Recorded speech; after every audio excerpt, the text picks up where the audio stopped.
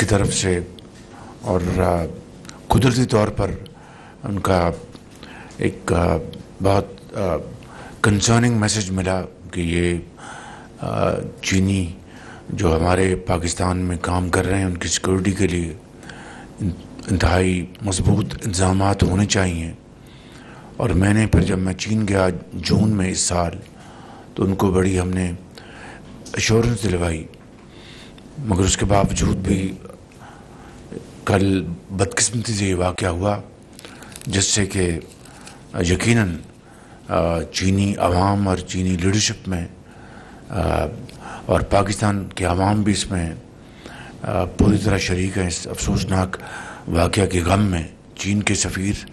سے میں پرسوں رات میری ان سے کوئی 1:30-2 بجے فون پہ بات ہوئی، اور پھر کل میں وہاں پر گیا اپنے کولیگ کے ساتھ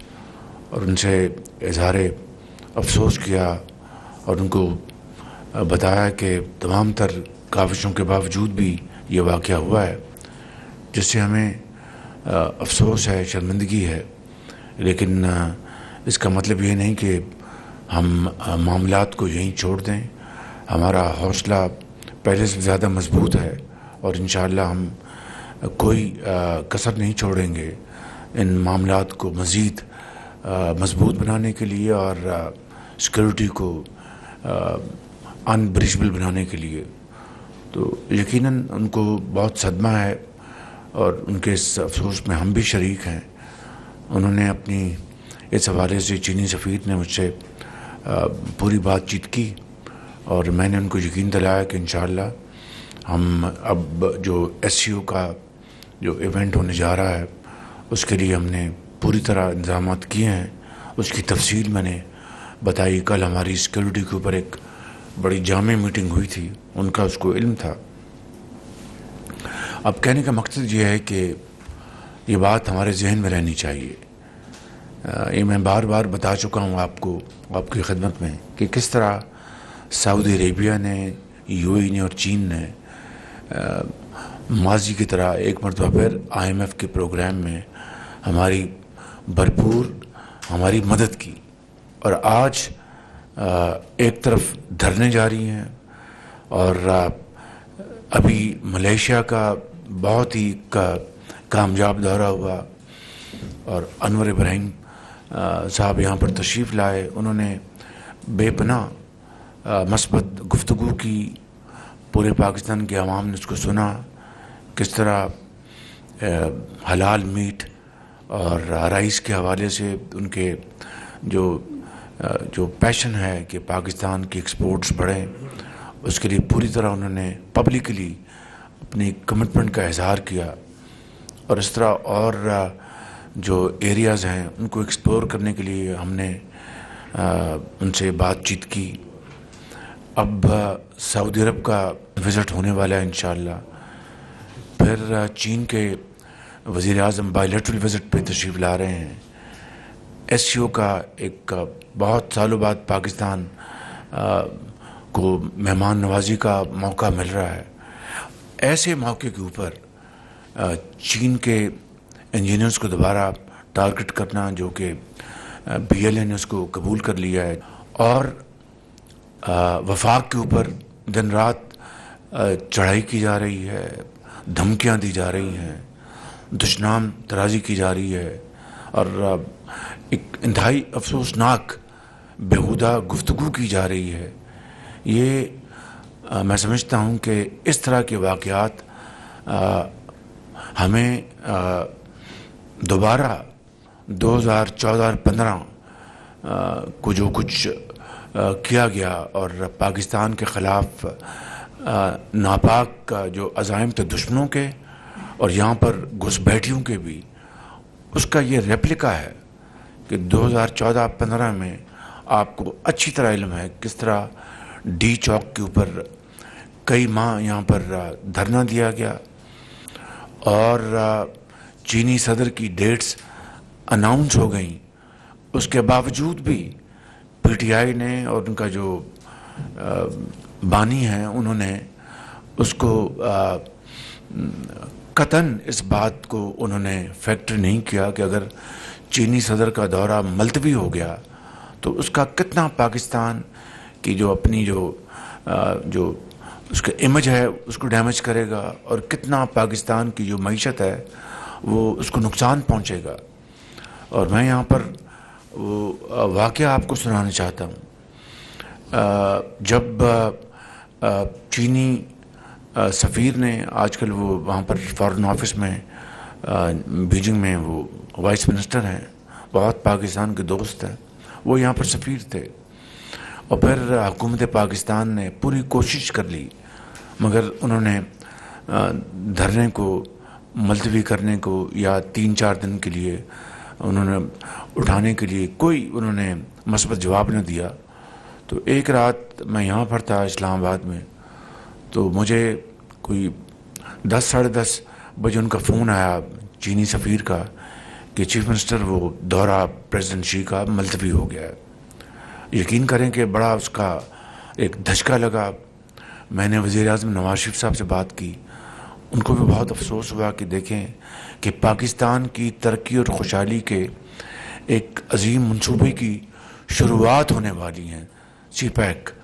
اور سب جانتے تھے کہ اربوں ڈالر کی وہ سرمایہ کاری ہوگی، اس کو نقصان پہنچانا اس سے بڑی پاکستان کی ڈس سروس کوئی اور ہو نہیں سکتی۔ اس سے زیادہ پاکستان کے امیج کو اور پاکستان کے مفاد کو نقصان پہنچانے کا کوئی اور حربہ ہو نہیں سکتا۔ تو مجھے انہوں نے کہا کہ آپ کا کیا خیال ہے؟ میں نے کہا کہ مجھے آپ اجازت دیں۔ یہ میں آج اس لیے بات بتا رہا ہوں تاکہ ہمیں اور قوم کو پتہ ہونا چاہیے کہ کس طریقے سے اس زمانے میں کیا حرکتیں کی گئیں اور کس طرح پاکستان کی جڑوں کو کاٹنے کے لیے کیا ایک سازش کی گئی۔ تو میں نے کہا کہ مجھے آپ اجازت دیں، میں جنرل رحیل کو ملتا ہوں، he was then the chief army staff, میں ان کو ملتا ہوں کل، اور چینی سفیر کو بھی میں لے کے چلتا ہوں اور ان سے جا کے ہم بات کرتے ہیں کہ وہ ایک ایفرٹ کریں اور یہ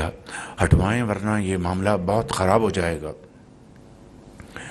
چینی سفیر نے مجھے کہا کہ ہم نے یہ آپ کو کنوے کر رہے ہیں آفیشیلی کہ ہم نے ملتوی کر دیا دورہ۔ تو میں نے کہا آپ رکیں، میں ایک ایفرٹ کرتا ہوں۔ چنانچہ میں نے چینی سفیر کو دوبارہ فون کیا، میں نے کہا اس طرح کل میں چیف آرمی اسٹاف سے بات کرتا ہوں اور آپ بھی میرے ساتھ چلیں۔ I remember this was 3rd September 2014۔ میں گیا GHQ، جنرل رحیل سے ملاقات ہوئی، ساری بات بتائی، تو انہوں نے میری بات سنی۔ ان کا میں چیف منسٹر میں ایفرٹ کرتا ہوں کہ میں چائنا کے ڈیفنس منسٹر سے بات کروں۔ تو مرحوم جنرل اشفاق ندیم، اس کا ہی واز CGS، وہ میرے پاس وہ بیٹھ گئے اور جنرل رحیل چلے گئے۔ 15 منٹ بعد آئے، کہنے گے کہ میں نے بڑی ایفرٹ کی ہے، وہ بات بنی نہیں۔ تو یہ اندازہ کریں کہ پھر وہ گیا اپریل 2015 میں دورہ، 7 ماہ کی تاخیر سے، اور وہ 7 ماہ پاکستان کے لیے سم قاتل کا حکم رکھتے تھے کہ 20 گھنٹے کی بجلی کی لوڈ شیڈنگ تھی، اور کیا ہماری زراعت پیلی ہو گئی تھی، ہماری صنعت و حرفت ان کی چمنیوں سے دھواں نکلنا بند ہو گیا تھا، لاکھوں لوگ بے روزگار ہو گئے تھے، ہماری جو باہر کے ہمارے جو ایکسپورٹس کے ہمارے جو کانٹیکٹ تھے، وہاں امپورٹرز نے ان کو ریسنڈ کر دیا کہ جی پاکستان سے ہم نہیں کریں گے، وہاں سے تو ایکسپورٹ ہو نہیں سکتی۔ یہ حالت تھی، اس کے باوجود بھی انہوں نے ضد نہیں چھوڑی کہ وہ چاہتے تھے کہ پاکستان کی جو معیشت ہے اس کے اوپر کاری ضرب لگائی جائے۔ آج this is a replica of that gory tale, وہ جو 2014 کی تھی۔ یہ جو دھرنے اب دیے جا رہے ہیں اور روز اسلام آباد پر چڑھائی ہو رہی ہے، میں سمجھتا ہوں کہ یہ مذموم ارادے ہیں، ناپاک کا وہ عزائم ہیں جو پاکستان کو اب یہ کیوں ہو رہا ہے۔ ایک عقل کے اندھے کو بھی یہ بات سمجھ میں آ رہی ہے کہ ہمارا IMF کا پروگرام ہو چکا، اللہ تعالیٰ کے فضل و کرم سے، اجتماعی کاوشوں سے، it's teamwork, absolute finest level of team work.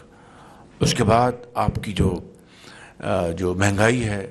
وہ ایک سال پہلے 32% تھی، آج وہ 6.9% पे है। जो दुनिया के जो बेहतरीन जो इंस्टीट्यूशंस हैं उनकी जो अपनी जो उनकी असेसमेंट है उससे भी ज़्यादा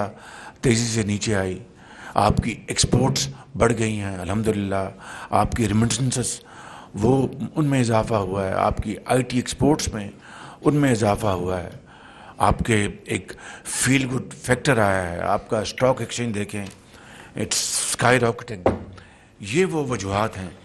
जिनकी बिना पर ये जो एक जत्था है उसको ये मंजूर नहीं कि पाकिस्तान तरक्की करे, गरीब की हालत संवर सके, महंगाई का बोझ कम हो। उनको दिन रात ये गम खाए जा रहा है और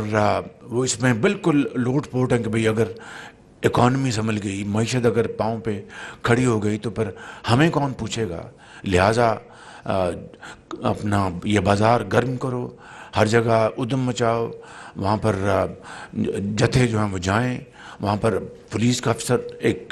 सिपाही शहीद हुआ इस्लामाबाद में, और हर जगह अब जहाँ पर अफरा तफरी मचाई जाएगी, जहाँ पर शोर गुल होगा, जहाँ पर धरने दिए जाएंगे, तो कौन आके सरमायाकारी करेगा, कौन पाकिस्तान में आके अपना ये रिस्क लेगा।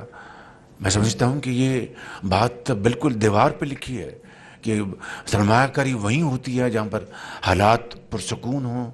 जहाँ पर अमन हो और जहाँ पर सबको पता हो कि उसका सरमाया जो है वो इट इज़ प्रोटेक्टेड।